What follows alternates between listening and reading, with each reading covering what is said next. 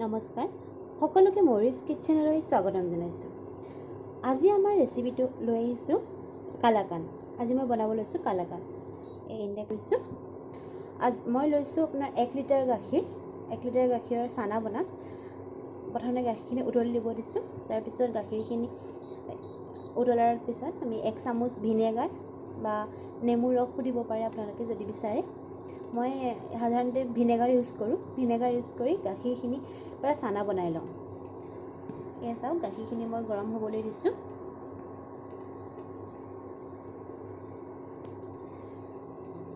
যদি আপোনালোকৰ মোৰ ভিডিঅ'টো ভাল লাগে তেন্তে আপোনালোকে লাইক কৰিব, শ্বেয়াৰ কৰিব, কমেণ্ট কৰিব আৰু মোৰ চেনেলটো ছাবস্ক্ৰাইব কৰিব। এয়া দেখিছে, মোৰ গাখীৰখিনি লাহে লাহে উতলিব লৈছে আৰু অলপ টাইম উতলাৰ পিছতে মই ইয়াত ভিনেগাৰ মিক্স কৰিম, 2 চামুচ মিক্স কৰিম।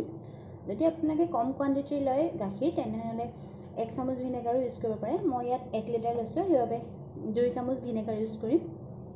দেখিছে, লাহে লাহে উতলিব লৈছে।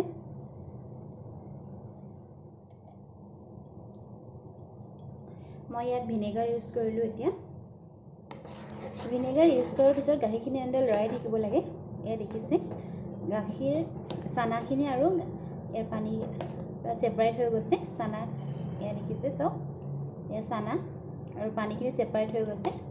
অলপ টাইম লৰাই থাকিব।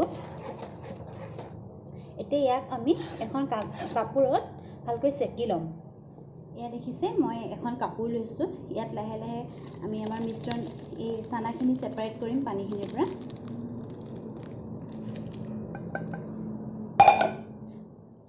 আমাৰ চানাখিনি ৰেডি হৈ গ'ল। পানীখিনি পেলাই দিলোঁ। এতিয়া আমি চানাখিনি দুবাৰ ঠাণ্ডা পানীৰে ধুব লাগিব, যাতে ভিনেগাৰৰ যিটো স্মেল আছিলে, গোন্ধ আছিলে, সেইখিনি গুচি যাব। চানাখিনি ঠাণ্ডা পানীৰে ধুই দিম। চানাখিনি ভালদৰে এনেদৰে হাতেৰে ধুব লাগিব, তেতিয়া তাৰ গোন্ধখিনি নাইকিয়া হৈ যাব। মোৰ চানাখিনি সম্পূৰ্ণ 2-3বাৰ ধুই হৈ গ'ল। মই 3বাৰ ধুলোঁ। এতিয়া এইখিনি মিহি কৰাৰ কোনো প্ৰয়োজন নাই। এনেও কালাকানটো অলপ খোটা থাকে, অলপ মিহি কৰাৰ প্ৰয়োজন নাই। এনেকৈ অলপ টাইম ৰখাই থ'ব।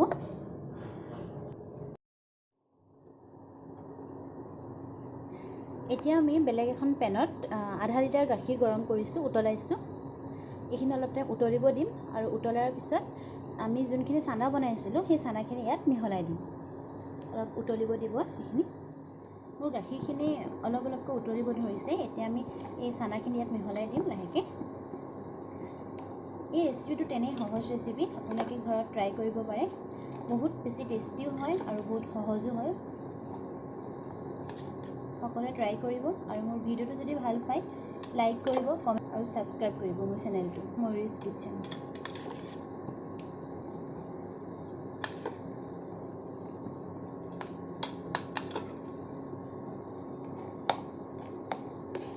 এনেদৰে লৰাই থাকিব অলপ টাইম। সেই লৰাই যেতিয়া গাখীৰখিনি শুকাই যাব তেতিয়া পৰ্যন্ত আমি লৰাই থাকিব লাগিব। গাখীৰখিনি ভালদৰে উতলি আছে। ইয়াক ভালদৰে অলপ টাইম লৰাই থাকিব লাগিব। চাব যাতে তলত পেনখনত লাগি নাযায় গাখীৰখিনি, সেইকাৰণে আমি ভালদৰে লৰাই থাকিব লাগে। এতিয়া মই ইয়াত মিক্স কৰিম 2 চামুচ পাউডাৰ গাখীৰ। এইটো একেবাৰে অপশ্যনেল হয়, কিন্তু ই আমাৰ কালাকানৰ টেষ্টখিনি বহুত বেছি কৰি দিয়ে, বহুত বেছি টেষ্টি কৰি তোলে। আপোনালোকে যদি বিচাৰে ইউজ কৰিব পাৰে পাউডাৰ গাখীৰ। ইউজ নকৰিলেও কালাকান টেষ্টি হয়, কিন্তু ই পাউডাৰ গাখীৰে একচুৱেলি ইয়াৰ যোনটো টেষ্ট হয় বহুত বেছি কৰি তোলে। 2 চামুচ ইউজ কৰিছোঁ মই। 2 চামুচ ইউজ কৰাৰ পিছত এনেদৰে লৰাই আছোঁ। আহিলে 1 চামুচ ইউজ কৰিলোঁ আৰু 1 চামুচ দিছোঁ।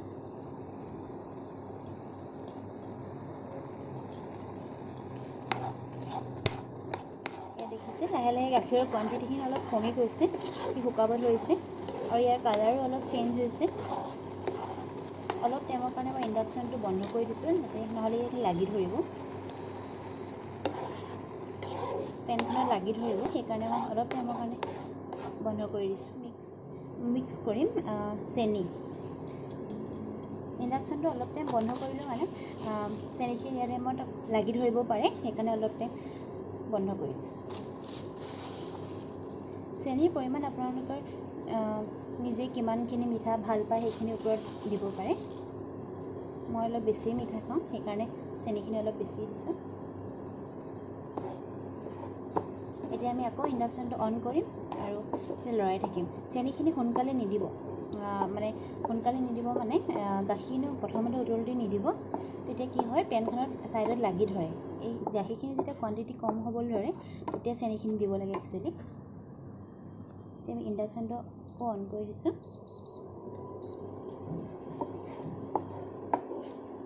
আৰু চেনিখিনি দিয়াৰ পিছত এনেদৰে লৰাই থাকিব। দেখিছে আমাৰ গাখীৰখিনি শুকাব ধৰিছে ক্ৰমান্বয়ে। আৰু অলপ শুকুৱাব লাগিব এই গাখীৰখিনি। তো এনেদৰে লৰাই থাকিব লাগিব যাতে পেনখনত লাগি নধৰে।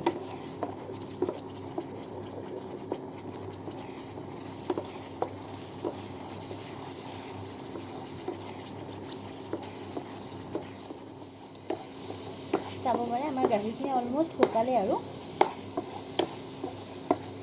অলপ টাইম শুকুৱাব লাগিব।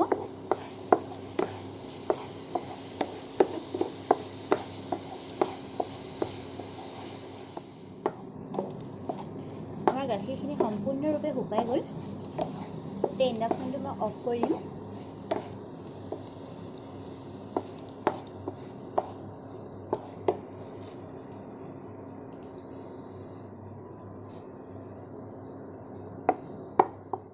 এতিয়া এখন প্লেটত মই 2 ড্ৰপ বা 1 ড্ৰপ ঘি ঢালি দিম।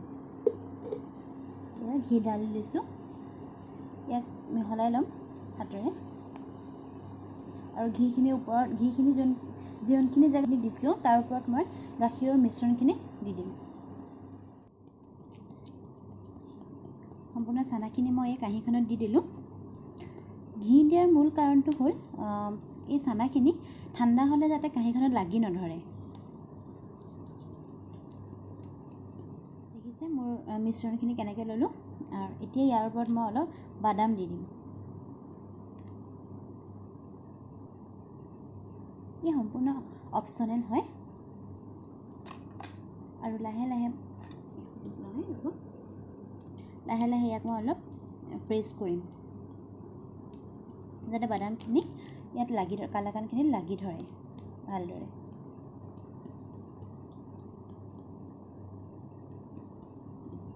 হৈ গ'ল। এতিয়া আমাৰ কালাকান এই মিশ্ৰণখিনি অলপ 1 ঘণ্টাৰ কাৰণে ফ্ৰিজত ৰাখি থ'ম। এয়া 1 ঘণ্টাৰ পিছত মই ইয়াক ফ্ৰিজৰ পৰা উলিয়াই আনিলোঁ।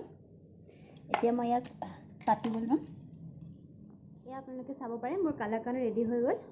খুব বেছি টেষ্টি হৈছে খাবলৈ।